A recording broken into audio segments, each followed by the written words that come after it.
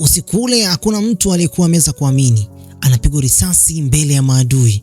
Boyfriend wake anakuja kumuokoa kabla hajakata roho. Ebana nam.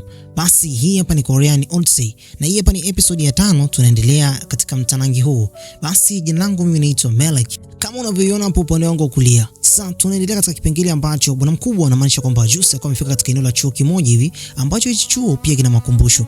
Alikuwa anaongea na huyu mkuu wa chuo. Mkuu wa chuo anasema kwamba kwa kuwa umeamua kuweza kufadhili hii filamu ambayo inategemewa kwenda kuonyeshwa siku za karibuni, siku ya Ijumaa, ambako basi wewe mwenyewe binafsi umeweza kujitolea kwa kiasi kikubwa sana. Tunakuhakikishia kwamba tunaweza kufanya jambo kwa ajili yako. Tutakupa medali ambayo medali hiyo ni utambulisho kwa kile ambacho umeweza kukifanya.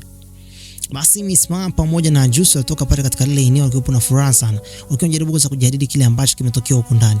Anasema kwamba kama kitaweza kufanyika kama alivyokuwa ameweza kusema, basi itakuwa jambo zuri sana. Pale katika nyakati ambazo basi bwana mkubwa wa Juice alivyokuwa na furaha, anasema kwamba lazima afanye mchakato aweze kujipatia angalau suti mpya kwa ajili ya tukio hilo. Walikutana na walinzi wawili ambao hao walinzi waliweza kuwasimamisha. Hapo wakawa basi wamebeba upanga mmoja ambao upanga huu unaaminika kwamba ni wa General. General huyu ni mtu ambaye alikuwa anaaminika sana kwamba upanga huu umeweza kuokoa nchi nzima. Lakini pale Juice akasema kwamba upanga huu sio upanga wa General, bali upanga huu ni wa huyo mwanamke ambaye anakuja hapo nyuma. Mwanamke huyo alikuwa ameweza kupambana sana mpaka kufanikiwa kuweza kuokoa ulimwengu wa Korea. Hasa katika siku hii ya leo bwana mkubwa wa Juice aliweza kumpa heshima huyu mwanamke, na kisha naye Miss Ma aliweza kumpa heshima mwanamke huyu. Huyu mwanamke aliondoka pale akiwepo wanaofuata au miamba wakiwa wanajaribu kuweza kuingiza ule upanga ndani ya museum, na maanisha kwamba jumba la makumbusho. Mwanamke huyu aliwageukia tena na kisha akawa anawashukuru. Hasa hapo Juice akawa anasema kwamba katika jengo hili la museum kuna mambo mengi sana ambayo watu wengi hawajui. Hayo mambo yamekuwa yamefichwa chini ya kivuli cha mtu fulani. Sifa anapewa mtu mwingine, lakini aliyekuwa amefanya mambo yote hayo ni mtu mwingine, na ndio maana roho nyingi sana huaga haziachi kutembea ndani ya jengo la museum. Sasa huko ndani ya museum kuna kabati moja ambalo hili kabati lina mtoto ambaye huyu mtoto ni mtoto wa Kijapan. Mtoto huyu amekuwa akifanya mambo ambayo si ya kawaida. Jina lake anaitwa Akiko. Akiko ni mtoto ambaye amekuwa akiishi ndani ya hii museum na amekuwa akiwa anatabasamu mara kwa mara. Hasa katika siku ya leo mwanadada Jeonseom yani Samjang alikuwa amefika katika jengo moja ambalo alikuwa ameenda kulinunua. Ili jengo lilikuwa linatumika kama jengo la kutoa burudani. Watu walikuwa wanakuja kulala hapa na wengine walikuwa wanapata burudani za vinywaji na hapa na pale. Sasa katika vyumba mbalimbali vya basi wameweza kutembea. Mwanamke alifika pale hivi na Hangju. Akawa anasema kwamba mbona kama jengo halina changamoto aina yoyote? Hangju anasema kwamba katika hili jengo kuna changamoto. Muuzaji wa jengo hili anasema kwamba watu wanapokuwa basi wameweza kukutana katika kitanda chao na kufanya mapenzi, basi mara nyingi zaidi mapepo na vitu mbalimbali vimekuwa vikijitokeza. Pale wakashangaa kuweza kukutana pale ndani na Ongong. Ongong akafika pale akaanza kufungua vitu mbalimbali. Hapo Hangju akasema kwamba huyu ni mtu wa namna gani? Mbona kama ni mshenzi. Yaani anatufuata, amekuwa akitufuata kila mahali. Binti akasema kwamba huyu hapa ni bodyguard wangu na amekuwa akinilinda mara kwa mara. Hangju anasema kwamba bodyguard gani huyu? Bodyguard wa kishamba. Binti anasema kwamba ni mmoja kati ya mtu ambaye amekuwa akinilinda na amekuwa akinitetea mara kwa mara. Hapo mwamba akaanza kusema kwamba huyu mtu si mtu wa kawaida. Hangju ampendi kinomo Ongong. Ongong bwana alikuwa anawasikia pale. Akaanza kuwasha zile taa. Alipokuwa anazowasha zile taa pale, hapo Hangju anasema kwamba yani kwa vile tu umeanza kuajiriwa katika lile jengo la Lucifer Entertainment mpaka kwa hivi sasa wameshaanza kupatana na bodyguard. Hawa watu ni watu namna gani? Yani wanajaribu kuweza kukulinda hata ujawa star. Hangju anaamini kwamba binti sasa hivi anaelekea kuwa star mkubwa sana. Kisha akamwambia kwamba acha kumsema mtu huyu, ana uwezo wa kukusikia hata kama ukiwa unanong'ona. Basi pale Hangju akaamua kutoka zake nje. Akaachwa pale ndani Ongong pamoja na binti. Ongong akawa anajaribu kuweza kusema kwamba njoo tulale hapa bana. Hiki kitanda ambacho ni kizuri sana. Binti akawa anamshangaa tu. Mwamba anajaribu kuweza kucheza kwenye ile kitanda, lakini anamwambia kwamba hiki kitanda ni kitanda ambacho ni cha kipekee na unajua kwamba nakupenda kwa sababu ya hii gungumaa nimekuwa nikikupenda sana mara kwa mara. Binti alikuwa anamtazama tu Mwamba. Pale akapata wazo. Basi Hangju alikuwa amemwambia kwamba katika hichi chumba watu wanapokuwa basi wameweza kukutana kimapenzi, mapepo mbalimbali yamekuwa yakija mara kwa mara. Sasa pale binti akamwambia Mwamba tunapaswa tuweze kufanya jambo moja. Yaani tujifanye kama vile tunafanya mapenzi tuone je hayo mapepo yatakuja au la. Kwa sababu walikuwa wameshaanza kukagua katika kile chumba, lakini hakuna mtu katika lile eneo. Yaani juu mpaka chini kwenye gorofa hakuna mtu. Pale binti ni pamoja na Ongong wakawa wamelala. Wakaanza kutazamana. Unajua kabisa kwamba Ongong anampenda binti kupitia ile gunguma. Na binti kwa hivi sasa hisia zimeshaanza kupanda kuhusiana na huyu Mwamba. Akaanza kumshika. Ama kweli pale pepo moja likaanza kupiga chabu. Kisha Ongong akawa anazidi kuendelea. Akawa anazidi kulivuta kumvuta angalau basi ile kusogea. Ongong alimdaka huyo pepo mmoja na kisha akaanza kumtembezea kichapo. Hakuna kupoteza muda, mzee alimfumua na kisha akafanikiwa kuweza kumteketeza. Akarudi pale katika lile eneo na kisha binti akasema kwamba kwa vile tumeshaweza kumaliza kuweza kumkamata huyo pepo, basi mimi naomba basi tuweze kuacha. Sitaki kuweza kufanya mapenzi na wewe. Mwamba akasema kwamba kumbe ulikuwa unanitumia kwa dakika moja tu. Yaani baada ya kuweza kumkamata huyo pepo basi kila kitu kimeanza kuacha. Pale akawa amekasirika sana, akaangusha lile boksi ambalo alikuwa ameweza kuliona pale ndani, lilikuwa ni boksi kwa ajili ya kuwekea chakula. Kisha akawa ameweza kugundua kwamba ndani ya ile boksi kuna kamera. Kwa hiyo hao wenye ofisi mara nyingi zaidi watu walivyokuwa basi wanajaribu kuweza kujivinjari kwenye hivi vitanda, walikuwa wanawarekodi na mwisho wa siku zile video wanaanza kuziposti. Sasa huyo muuzaji akawa ameletwa pale ndani na Angju. Angju alivyokuwa ameweza kuingia naye tu, binti akamuuliza, "Hii kamera ni kamera ya nini?" Huyo muuzaji akaona, wewe, nyinyi wajinga, nyinyi maaskari au?" Akaanza kukimbia. Angju akapewa kazi, "Mkamate mtu huyu." Angju akaanza kumkimbiza mzee tena akiwa na mawenge kinoma noma. Angju hawezi kukimbia. Pale Mwamba Ongong akatumia uchai wake kuweza kumsaidia Angju angalau aweze kumkamata huyo mzee. Akapuliza tu kisha hapo Ongong akawa ameweza kumsaidia Angju kuweza kumkamata huyo mzee. Basi mzee akawa ameweza kukamatwa pale na Angju akawa ameweza kufanikisha lile jambo. Huku bwana mkubwa akawa anashangaa sana namna ambavyo alivyokuwa ameweza kukamilisha lile jambo. Basi binti pamoja na Ongong wakatafuta muda mzuri sana kwenda kuongea mambo mawili matatu. Binti anasema kwamba kuna namna mimi mwenyewe binafsi nikikutazama wewe mara nyingi zaidi na kuona maumivu ambayo moyoni mwangu yanakuwa yakinipa mawazo. Basi pale Mwamba naye akamwambia kwamba hii gungumando inanifanya mimi mwenyewe binafsi nakupenda. Binti anasema kwamba mimi nimeanza kukupenda kweli. Sijui kwa nini naanza kukupenda. Mwamba akasema kwamba empoteza hizo hisia kwa sababu hisia zako kuna siku zitakuja kuisha kweli na utanichukia maisha yako yote. Binti baada ya kuambiwa vile, basi akawa amekasirika sana. Akaamua kwenda upande wake na Mwamba akamkamata njia yake. Wote kwa pamoja hawa watu wameanza kupendana bana. Sasa tunarudi huku katika jengo la museum. Makumbusho hii katika siku ya leo kuna mlinzi mmoja aliyekuwa anataka kuweza kuiba kifaa kimoja ambacho ni kioo cha siri. Kipindi ambacho yupo kule ndani, akatafuta basi namna ya kuweza kubeba ule mzigo. Kisha akaanza kushangaa kwamba kuna kiumbe aliyekuwa nyuma yake. Kiumbe huyo hakuwa mtu mwingine, bali alikuwa mtoto. Anapepesa macho huku na kule. Mara ya mwisho basi akakutana naye machoni mwake. Hapo akaanza kukamata njia, akaanza kukimbia. Huyu mtoto alikuwa analinda vitu vyao kwa sababu alikuwa anaamini kwamba pale vilikuwa ni sehemu ambayo ni salama. Huyu mlinzi siku ya leo anataka kuweza kuiba hivi vifaa. Basi akaanza kukimbia katika eneo la ngazi. Mara ya mwisho kabisa tunaanza kuona kwamba mlinzi amedondoka kuanzia juu mpaka chini na tochi yake ndio ilikuwa tochi ya mwisho kabisa kuzima. Basi siku iliyokuwa imeweza kufuata tunaona kwamba bwana mkubwa Ajus alikuwa ameweza kutangazwa katika moja kati ya gazeti kubwa sana, na katika mitandao ya kijamii picha zake kwa zinazidi kusambaa kwamba anaenda kupewa moja kati ya medali ambayo medali hii ni medali ya upendeleo kwa kile ambacho amekuwa akikifanya. Ameweza kudhamini movie ambayo ni kubwa sana. Watu wengi wakaanza basi kuonesha kwamba wanampenda na wanamjali. Sasa akafika katika jengo la kwake Ongong ambalo hilo ni jengo lake na amekuwa akiishi hapo mara nyingi sana. Alipofika kule ndani akakuta kwamba jengo zima kulikuwa na namna ambavyo watu walikuwa wameweza kuliandaa, lakini watu wao walikuwa kama vile wameweza kupiga party au kisirisiri, na kisha hakuna mtu hata mmoja alikuwa anaonyesha kwamba wanathamini kile ambacho kimeweza kutokea katika mtandao, kwamba ameweza kutangazwa kwamba anaenda kupokea medali ya kifahari. Piki alikuwa pale na yule zombie naye alikuwa pale, lakini hakuna mtu yote alionyesha kwamba anajali kile ambacho kimeweza kutokea katika mitandao. Basi akaingia mpaka ndani, akamkuta tena bwana Yungdae. Yungdae alipokuwa katika ile eneo alikuwa anapika vyakula, anasema kwamba vyakula hivi ni vyakula vya kwake Ongong, ameniomba niweze kumpikia. Kwa hiyo hakuna mtu yote anapaswa kuweza kula. Ajuzi pale akaanza kusema kwamba hakuna kitu chote ambacho mimi nimeweza kukipenda hapa. Vyakula vyote ni rubbish tu. Basi akaenda katika chumba cha kwake Ongong. Ongong katika siku ya leo alikuwa anajaribu kuweza kujipaka mafuta, lakini alikuwa kama vile ana hasira. Hasa pale Ajuzi akamwambia kwamba kwanza hii nyumba ni kwamba tu imeweza kukabidhiana kwa muda. Vitu vyote na viviona huko ndani ni vya kwangu. Sipake mafuta yangu. Hakuna mtu yote amekuruhusu uweze kupaka mafuta yangu. Pale Ongong alikuwa ameweza kunyamaza kimya kwa muda mrefu sana. Akamwambia kwamba hey Ajuzi, Devil King, naomba tu nikwambie kwamba hongera sana kwa kile ambacho kimeweza kutokea. Ajuzi baada ya kuweza kusikia yale maneno kwake Ongong alifurahi sana. Kwanza kabisa akaanza mpaka kumpaka mafuta, uwezi amini. Huyu mwamba anapenda sifa kinoma noma. Ongong akawa anajifanya kama vile ameweza kuboeka sana kwa kile ambacho kimeweza kutokea kwa kibinti, kwa sababu anaamini kwamba kwa hivi sasa binti ampendi. Na akamwambia kwa hivi sasa kabisa pale hivi bwana mkubwa wa Juice kwamba binti amekuwa akiniumiza sana moyo wangu. Sijui kwa nini. Akamwambia kwamba hayo ni mapenzi. Bwana umeanza kumpenda yule binti sana. Sasa tunarudi katika eneo la restaurant huko Katika hii restaurant katika siku ya leo, binti alifika hapa kwa ajili ya kuweza kupata burudani ya kinywaji. Akaulizwa kwamba Ongong yuko wapi? Akasema kwamba Ongong nimemwacha huko, sijui hata anafanya nini kwa hivi sasa.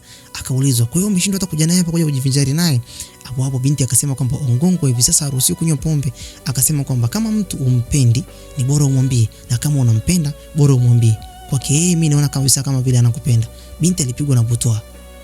Siku iliyofuata huko hivi kwake Winter General katika siku ya leo, basi akampa taarifa kwamba Ongong, basi binti katika siku ya jana alikuwa katika klabu ya dada yake, na katika klabu hiyo walikuwa wanakuongelea wewe sana. Inamaanisha kwamba binti naye anakupenda. Basi Ongong akaanza kutabasamu sana. Basi Winter General akamwambia kwamba hivi, chukua angalau kitu kidogo hapa hivi uweze kumpelekea shemeji.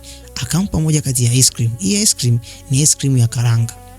Basi akamwambia kwamba naomba hizo kumpelekea binti, naamini kwamba ataipenda sana. Sasa katika kitu ambacho Ongong anakichukia sana ni yale maneno ambayo binti alikuwa ameweza kumwambia, na akayakumbuka pale pale, kwa alikuwa na hasira sana. Basi tunavushwa direct katika ofisi ya kwake Jin Xiaomi, yani Samjang. Alikuwa pale pamoja na Angju na walikuwa wanadiscuss kuhusiana na swala zima la ile nyumba, namna ambavyo wataenda kumfanyia malipo. Basi binti akamtuma Angju aende benki kwenda kufanya malipo. Katika siku hiyo hiyo binti alipoingia katika ofisi yake akakutana pale na mfuko wa ice cream. Alipokutana nao tu alikuwa ameweza kumwangalia Mwamba tena kwa hasira sana. Akauchukua na kisha akasogea pale. Mwamba akamwambia kwamba nimekuja kwa ajili ya kuweza kukusalimia. Binti naye akasema kwamba mimi sitaki hata kukuona katika ile eneo. Yaani wamenuniana. Kwanza kabisa watu wanaopendana mara nyingi huaga wanuniana. Binti akaifungua ile packet. Alifungua tu hivi akakuta kwamba ni ice cream ya karanga. Akasema kwamba hii ice cream mimi siipendi. Ndio maana basi mimi nasema kwamba ni mtu ambaye wewe mwenyewe binafsi haujui vitu ambavyo mimi navipenda. Basi Mwamba akasema hivi, niambie vitu ambavyo wewe unavipenda ili mimi basi niweze kukununulia. Wewe ni mtu wa namna gani? Binti akawa analalamika kinoma noma, anasema kwamba hivi, wewe ni mtu ambaye kwanza unipendi. Na ulishaniambia kwamba kama hiyo siku itatokea kwamba hiyo ngoma imetoka katika mikono yako, lazima katika siku hiyo na mimi pia niweze kulia. Kwa na mimi pia najitahadharisha kabisa kwamba kama sipendwi naomba nikae mbali na wewe. Mwamba akamfuata binti pale na kisha akaanza kumwambia kwamba kama ukijua kwamba mapenzi ambayo mimi nakufanyia katika siku ya leo ni kwa sababu ya upendo wangu wa kweli, kwanza niambie vitu ambavyo unavipenda. Binti akaanza kusema bana, mimi napendaga nguo za kijani, napenda rangi ya mboni ya kijani. Naye pia akaanza kushangaa, mbona ndio rangi ambayo mimi pia naipenda? Mwamba akafurahi kinoma noma namna ambavyo binti alivyoweza kuchagua. Sasa mwanamke huyu akawa naye pia anashangaa, huyu Mwamba imekuwaje kwamba naye pia anapenda rangi ya kijani? Akamwambia tena, mimi huaga napendaga ice cream ambayo sio ya peanut butter, ice cream nzuri yenye sukari tamu na inayovutia. Akamwambia kwamba niletee ice cream ya strawberry. Basi Mwamba akasema basi hamna shida, mimi nitafanya kile ambacho wewe mwenyewe binafsi unakipenda, na pia kile ambacho wewe mwenyewe binafsi utaniambia kwamba nisifanye, basi na mimi sitafanya. Binti akabaki pale andua, lakini pia akamwambia kwamba kumbuka kwamba wote tunapenda rangi moja na tumefanana sana.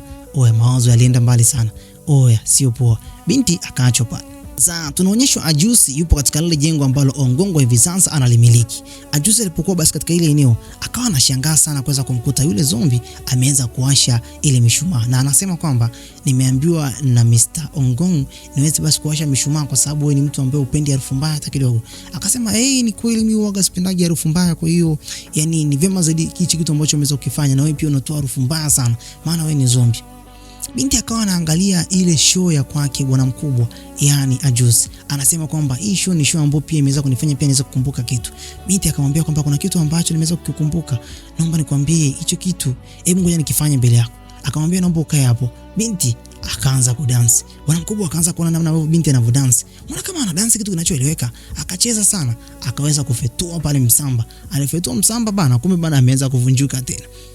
Binti akamwambia pale Ajusi, nadhani mfupa wangu mmoja umeweza kuvunjika tena na sijisikii vizuri. Basi Ajusi akamchukua kwenye ule mfuko wake, akamburuza mpaka nje. Hapo yule mlinzi tena akaweza kumkuta. Ajusi akutaka kabisa yule mlinzi aweze kugundua kwamba kuna nini ambacho kinaendelea pale.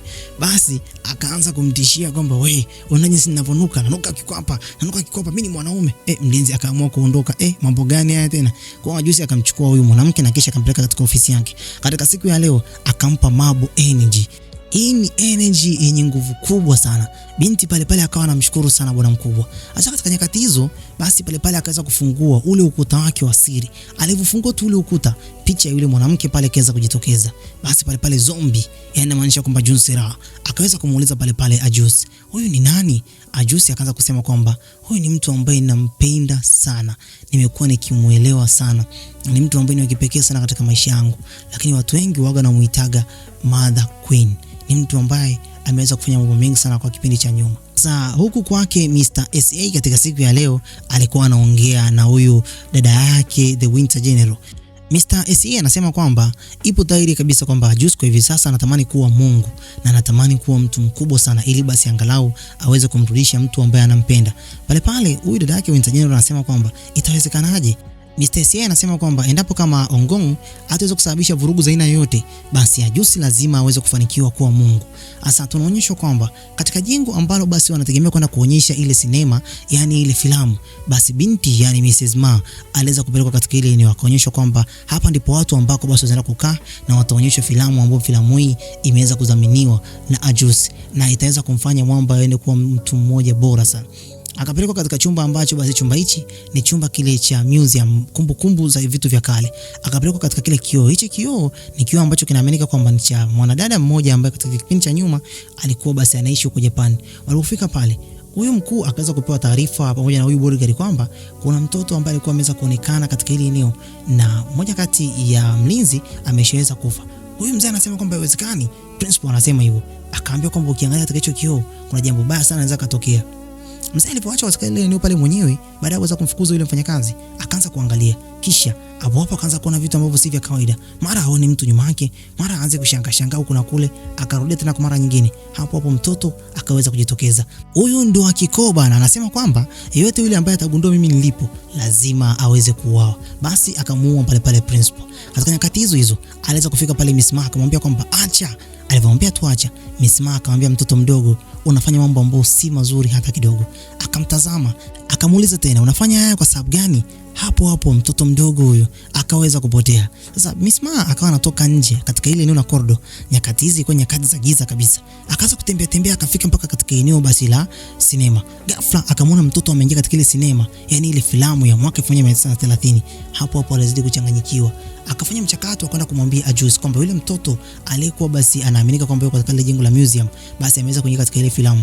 Basi bwana mkubwa Juice akasema kwamba haiwezekani bana, tunapaswa kufanya kitu. Kamuite Samjang aje basi afanye jambo la muhimu hapa, aweze kuingia ndani ya ile filamu aweze kumtoa huyo mtoto. Basi Samjang wakaweza kumuita pale, wakampa kazi. Kipindi ambacho anampa kazi, hapo basi akaweza kuchagua kwamba Ongong kipindi cha sasa hatakiwi kwenda na yeye na hataki aweze basi kujihusisha na mambo yake kwa hivi sasa, kwa sababu anaamini kwamba anaweza kupata madhara. Hapo Juice akasema kwamba kwa nini Ongong asiende? Hatakiwa aende bana. Ongong akasema kwamba umesikia, alichokisema ndio kitu ambacho anakitaka, kwa hiyo utaenda naye wewe. Basi wakaingia katika filamu ya mwaka 1930. Walipoingia katika hii filamu walikuwa wanaonekana bana pale. Binti akaweza kuongozwa pamoja na Juice. Wakatembea katikati ya mji huku Ongong pamoja na Miss Ma walivyokuwa basi wanajaribu kuweza kuangalia katika ile eneo la sinema. Walitembea sana, lakini katika nyakati hizo binti aliweza kubadilisha nguo na kisha akawa kama vile mtu wakali kabisa na yeye. Walifika katika eneo moja ambalo ile eneo walikuwa wanajaribu kuweza kusubiria treni. Hasa katika nyakati hizo bwana mkubwa Juice aliweza kumuona mwanamke mmoja ambaye huyu mwanamke Juice alionyesha kama vile anamjua sana, na inaaminika kwamba Juice mtu ambaye anamjua ni mtu wake wa karibu wa kipindi cha nyuma, na watu wanasema kwamba Juice ameshaishi kwa miaka mingi sana. Pale akamruhusu binti aweze kuondoka, yeye hapo aweze kumfuatilia huyu mwanamke. Mwanamke huyu alipokuwa ameweza kufuatiliwa, Juice hakuweza kabisa kuweza kumuona pale na hajui ameenda wapi tena. Sasa baada ya pale bwana mkubwa akaanza kufuatilia mambo fulani, akaanza kupita katika kona mbalimbali. Sasa huku katika eneo basi la dunia kawaida, siku ya leo basi PK ni msanii amempeleka binti katika jengo moja basi la dance. Katika hili jengo akaanza basi kutazama katika kile kioo. Alianza kutazama, akaanza kukumbuka kwamba alikuwaga kama vile anacheza katika hichi kioo na akiwa anajaribu kuweza kujiangalia, anajifunza kucheza, anacheza vizuri kinoma noma. Sasa hapo kipindi ambacho anasoma pale, akaja mwanamke mmoja ambaye pia ni dancer wa ile eneo, akaanza kumwambia kwamba wewe nani? Wewe ni mtu namna gani? Mbona unajaribu kuweza kukaa katika ile eneo? Hapo akaanza kusikia harufu ambayo si ya kawaida. Binti kipindi ambacho anajaribu kuweza kuzomewa, basi alipokuwa amemshika tu hivi, baada ya kuweza kumsukuma, binti si akapiga mzinga chini. Ndio maana tunashauriwa kwamba usiwasukumi watu na magonjwa yao. Binti akaanza kujiuliza, amekufa au nini? Pale PK akafika pale. PK kipindi ambacho amefika tu pale, huyu mwanamke akaanza kupiga ui baada ya binti, yani zombie kuweza kuamka tena, maana kwa amejaribu kuweza kujizimisha tu pale. Na kisha naye pia akaweza kumpiga kofi hapo la mkichwa kwenye kichogo, yule mwanamke akaweza kuzima. Basi zombie akasema kwamba huyu mwanamke bana hana adabu, ananiongelesha mimi maneno ambayo sio mazuri, ndio maana basi na mimi pia ngajifanya kama vile nimekufa ili aweze kuondoka. Basi wakaenda naye katika eneo la pili huko hivi katika restaurant ya kwake mdogo wake Winter General. Basi huyu zombie anasema kwamba hapo zamani kuna mambo ambayo sasa hivi ameanza kuyakumbuka. Inaaminika kwamba labda nilikuwa dansa, mbona najua kucheza, mbona nilifoka katika ile kioo nilianza basi kukumbuka kucheza. Basi pale Piki akasema kwamba inawezekana kwamba kifo chako kilikuwa kifo kizuri sana. Akamkumbusha kwamba alikuwa ameweza kuuawa. Mtoto wa watu akatoka nje kwa hasira. Alipotoka nje huko hivi anajaribu kuweza kujiuliza maswali mengi, akakutana na wale miamba ambao walikuwa wameweza kumchimbia kaburi katika ile siku. Mmoja wao basi alikuwa anaelekea katika eneo la gari. Alipomwangalia hivi kwa muda mrefu, akamkumbuka. Alikuwa ameweza kumuonaga kule katika ile siku ambayo basi alikuwa ameweza kumchimbia kaburi. Huyu ni mtu namna gani? Basi yule mwamba akaondoka pale na gari. Basi Ongong akafika katika kile kioo tena na yeye. Akaona akitazama akiwa na mismaa. Akawa anajiuliza, kama huyu mtu alikuwa amejaribu kuweza kunieleza kwamba ni mtoto, na hii picha ilikuwa hapa pembeni ni picha ya nani? Sasa Mismaa akaweza kutoa simu yake. Kuna mchoro ambao ameweza kuchora yule mtoto namna ambavyo ameweza kukutana naye. Basi alipoitoa akajaribu kuweza kuilinganisha na ile picha pale, akagundua kwamba huyu mtoto ndio huyu mama, mbona kama ana kidoti hapa katika sura yake, ndio mtu huyu. Hapo ameweza kugundua kwamba huyo mtoto inawezekana kwamba kuna kitu ambacho ameweza kukificha.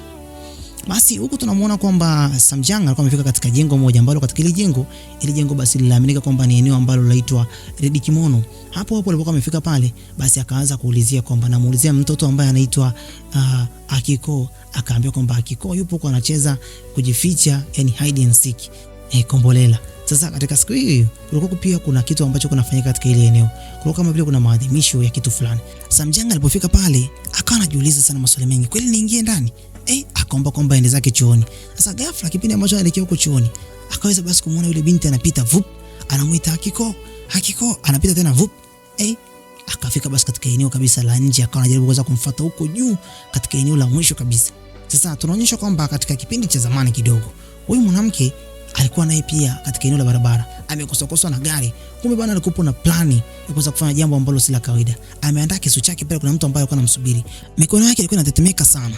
Hapo huyu mtu aliweza kufika. Kipindi ambacho amefika tu, akawa amemfuata kwa nyuma bana. Huyu mwanamke ni mjasiri kinoma. Akamfuata nyuma yake hivi basi ili aweze kumchoma kile kisu. Lakini hapo akaweza kuzuiliwa. Huyu mwamba alikuwa yuko strong kinoma. Akampiga kofi mara ya kwanza. Mara ya pili tena akaanza kumfumua binti Charlie. Nyakati hizo akatokea pale Ajusi. Ajusi sio mtu wa kawaida mzee, ana nguvu za kutisha. Akaanza kumnyonga huyo mwamba.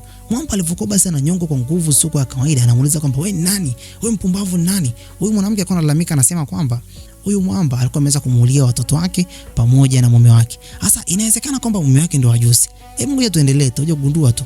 Ajusi anaweza kutumia nguvu zake za asili, ambazo hizi nguvu anaweza kuwaimesha pale watu wote wakawa down tu. Hakuna kitu ambacho kinaweza kumfanya Ajusi. Ajusi alikuwa sio mtu wa kawaida hata kidogo. Basi akamchukua huyo mwanamke akaenda katika restaurant. Mwanamke huyo alikuwa ameweza kuumia mkononi mwake. Ajusi akawa anajaribu kuweza kumpoza mwanamke yule, lakini wapi. Huyu mwanamama anasema kwamba naomba utoke katika maisha yangu. Yule mtu hakuhusu na wala hutakiwi kuweza kufanya maamuzi ya aina yoyote. Huyu ni mtu ambaye mimi sikufahamu na wala unitambui mimi ni nani. Hapo yule mwanamama akasema kwamba mimi naomba nipige zangu fegi yangu na kisha niweze kuondoka. Ila Ajusi akajaribu kuweza kumwambia kwamba unachotaka kuweza kukifanya lazima kiweze kukitia hatiani, kwa sababu wewe ni mmoja kati ya mtu ambaye unaaminika kwamba utaenda kufa. Ajusi inawezekana kwamba alishaishi katika maisha ambayo mwanamke alikuwa anaenda kuishi, kwa sababu hii hapa ni 1930 na Ajusi pia anaaminika kwamba alishaweza kuishi miaka hiyo. Baada ya hapo basi mwanamama aliweza kusepa katika lile eneo na kisha akaweza kumwaga Ajusi na Ajusi akaweza kumwacha mwanamke huyo aende. Tunaonyeshwa kwamba mwanamke huyu Samjang alikuwa amefika katika lile eneo ambalo kulikuwa basi yule mtoto ameweza kuingia kule ndani. Alipofika pale akaikuta ile kabati kama ilivyo. Hii kabati ni kabati ya Kijapani. Akataka basi kuweza kufungua. Hapo akafika pale Akiko. Akamwambia kwamba usishike kitu cha aina yote. Akiko kipindi ambacho anajaribu kuweza kubishana naye pale, akamwambia kwamba kwa vile umeweza kunitambua na wewe pia unapaswa uweze kufa. Basi kipindi hicho naye Samjang akasema kwamba uweze kunifanya jambo la aina yote. Mtoto huyu akaweza kusepa baada ya kuweza kusikia maneno ya kwa Samjang. Basi Samjang akaweza kusikia simu inaita pale mezani. Ile simu kumbe iliweza kupigwa kutoka kule ambako Mismaa alipokuwepo. Mismaa baada ya kuweza kumpigia simu, hapo basi akaambia kwamba naomba uweze kutoka katika hilo eneo. Huyo mtoto unaimuona huko sio mtoto mdogo tena, ni mtu mzima tena na miaka 88, anaitwa Kang. Sasa kumbe Kang anaonyesha kwamba yuko katika eneo la hospitali huko hivi. Na Kang anakuwa anajaribu kuweza kuhudumiwa. Mwanamke huyu baada ya kuweza kugundua ile jambo, akawa anajiuliza kwamba inawezekanaje akatoka katika lile eneo pale akiwa na mawazo sana. Akiwa anatoka tu hivi nje, maskini ya Mungu alikula chuma pale. Waliompiga ni wakina nani? Ni wazee wake Akiko na Akiko alikuwa anajaribu kuweza kuwaonyesha. Pale tunaonyeshwa kwamba Akiko alikuwa tayari ameshaanza kutimiza mipango yake. Basi Jeonseon, yani Samjang, alikuwa ameweza kuanguka pale chini akiwa na mawazo sana, na Akiko alikuwa anamtazama tena kwa dharau, kisha akayeyuka na kuweza kuondoka. Katika nyakati hizo binti mpaka chozi liweza kumtoka, anatamani sana kwenda kuangalia movie pamoja na Ongong. Ongong alianza kujitokeza pale, yani kumwaza tu Ongong. Ongong akarudi 1930 na kisha akawa anamwambia binti, fungua macho yako, tena kwa hisia tu. Binti macho aliweza kufunga, na kisha Ongong alichokifanya hatuweza kuonyeshwa. Lakini basi binti alijikuta yupo katikati ya eneo la sinema. Binti anashangaa kwamba nilikuwa nimepigwa risasi. Anamuuliza Ongong. Ongong anamwambia kwamba chochote kile ambacho ulichokuwa unakitaka mimi hapa nakufanyia, kwa sababu wewe ndio umeweza kushikilia moyo wangu. Akamwambia pia hata nguo ya kijani ulizokuwa basi unazipenda katika siku ya leo bado tena unazo. Basi katika siku hiyo tunaonyesha kwamba Miss Ma aliweza kumfuata Ajus, na Ajus akawa anaulizwa kwamba imewezekanaje Ongong kuweza kuingia mwaka 1930 na amefanikiwa kuweza kumuokoa mtoto wa kike. Anasema kwamba Ongong alifika pale na kisha akafanikiwa kuweza kumuokoa binti. Na katika nyakati hizo aliweza kusimamisha muda. Aliposimamisha muda tu, hapo anaweza kufanya mambo ambayo si ya kawaida. Ili aweze kutoka, alipaswa kuweza kuuchoma mji mzima, yani Korea ya zamani yote alipaswa kuweza kuichoma. Aliichoma na kisha ndipo basi akaweza kuendeleza muda, akafanikiwa kuweza kutoka. Na Ongong basi tunaonyeshwa kwamba yuko na binti, na binti hajui kile ambacho mwamba alikuwa ameweza kumfanyia. Binti huyu hajui nini namna ambavyo analindwa mzee. Ongong hii yote alikuwa anaifanya kwa sababu ya mapenzi yake, namna ambavyo anampenda binti moyoni mwake. Sasa Ajus naye alikuwa anajaribu kuweza kujiuliza kwamba inamaanisha kwamba na mimi pia siwezi kurudi kwenda kumtafuta yule mwanamke tena. Moyo wake nao ulikuwa unamuuma. Sasa katika siku ambayo Ajus alikuwa anapaswa kuweza kuvalishwa ile medali, hapo anashangaa anamuona Kang. Akasema kwamba huyu mwanamke tuliokuwa tunajaribu kuweza kumfuatilia sana ametusababishia mambo mengi mabaya katika siku ya leo, na yeye pia yuko katika ile eneo. Ajus akagundua kwamba tupo katika mtego mbaya sana. Watu wengi sana wanajaribu kuweza kumfurahia, lakini ukweli ni kwamba huyu mwanamke ni mwanamke ambaye ana roho chafu kinoma. Basi alirudi na ile medali yake nyumbani, akajaribu kusema kwamba kwa hivi sasa familia yetu iko katika kipindi kizuri sana. Basi akajaribu kuweza kufungua moja kati ya mkebe, ambao mkebe huu ulikuwa pia una medali nyingine tena. Hawa walikuwa ni wa Japani, lakini kibaya zaidi waliishi katika eneo la Jeonseon. Sasa mtoto yule ambaye ni Akiko alikuwa basi ndio mwili wake huo. Sasa Akiko anasema kwamba niko hapa kwa ajili ya kwenda kuteketeza kile ambacho kilikuwa kimeweza kufichwa. Basi alifanikiwa kuweza kumuua huyu Kang na hakutaka hata kuweza kumwacha endelee kuishi. Mtoto huyu alikuwa ni mtoto ambaye hana huruma mzee. Pale mfanyakazi wake Kang aliyekuwa anamsukuma kwenye gurudumu lake la matairi alifika pale, lakini alikuta kwamba mwanamke huyo tayari ameshaweza kufa. Binti katika siku ya leo naye pia anakuja basi kumpongeza bwana mkubwa Ongong kwa kile ambacho amekuwa akifanya naye mara kwa mara. Lakini pia uwezi amini, binti naye anamwambia mwamba kwamba mimi ninachokiogopa kwako wewe kwa hivi sasa ni wewe hapo kuweza kuniacha, lakini pia na mimi pia naomba niwe mbali na wewe, kwa sababu moyo wangu umeanza kukupenda wewe kweli, kwa sababu mapenzi yangu kwako sio ya siri na wala sio kwa ajili ya kitu fulani. Yeye bwana mkubwa Ongong kwa ajili ya ile gunguma, lakini binti sio kwa ajili ya kitu cha aina yoyote, kwa sababu ni matendo ambayo mwamba amekuwa akimfanyia. Anamwambia kwamba naomba uweze kukaa mbali na mimi kuanzia hivi sasa. Naamini kwamba ukikaa mbali na mimi basi mambo yote yatakuwa bam. Katika siku ya leo Ajus alifika katika jengo lake, kila kitu kiko sambamba. Alifika pale akakuta bwana mkubwa Ongong anaendelea pale kusafisha jumba, ameandaa waini, nyumba nzima imeweza kuwekewa mishumaa. Akashangaa sana, leo mbona kuna kila kitu kimeweza kukaa sawa. Kumbuka kwamba Ongong anywagi bia wala waini. Akamkabidhi pale bwana mkubwa Ajus, na Ajus pale akaambia kwamba hii hapa ni hongera kwa kile ambacho kimeweza kutokea. Wewe kuweza kuvalishwa medali ni kitu ambacho ni cha kipekee sana. Basi Ajus akaanza kuona mbona Ongong anazidi kuwa mtu mzuri siku hadi siku. Kumbe bana Ongong katika ile waini, baada ya kwake Ajus kuweza kuinywa, akaanza kumwambia kwamba ndani ya hiyo waini imeweza kufanyia kitu ambacho njangwaso, maumivu ya wake binti pamoja na maumivu ambayo mimi nayapata na wewe pia kwa hivi sasa utaanza kuyapata. Basi Ajus akaanza kushangaa, kwa nini unasema hivyo? Akasema kwamba damu ambayo nimeweza kuimimina huko ndani nimeweza kuiweka ni damu ya kwake Samjang. Damu yake wewe hapo mwenyewe binafsi katika siku ya leo katika mkono wako haipo. Ajus anashangaa, katika mkono wangu hata damu haipo. jambo gani hili? Akamwambia kwamba lazima uweze kugundua kwamba hata mishumaa hii ndio nimeweza kuiweka hapa ndani ni kwa ajili ya kuweza kupunguza ile harufu ya ile damu, na ile damu katika siku ya leo wewe hujaweza kuisikia. Na ndio maana akakumbuka pale pale kumbe Zombi alishaweza kumwambia kwamba bwana mkubwa Ongong alishaweza kumwambia kwamba Ajus ana uwezo sana kusikia harufu kirahisi sana. Na hapo Ajus akawa ameanza basi kubadilika macho yake, akagundua kwamba ameweza kuchezewa mchezo ambao sio mzuri hata kidogo. Kwa hiyo mimi sijui nini ambacho kitafuata. Utana tena katika episode ijayo, na mimi hapa ni yule Meleki. Bye bye for now.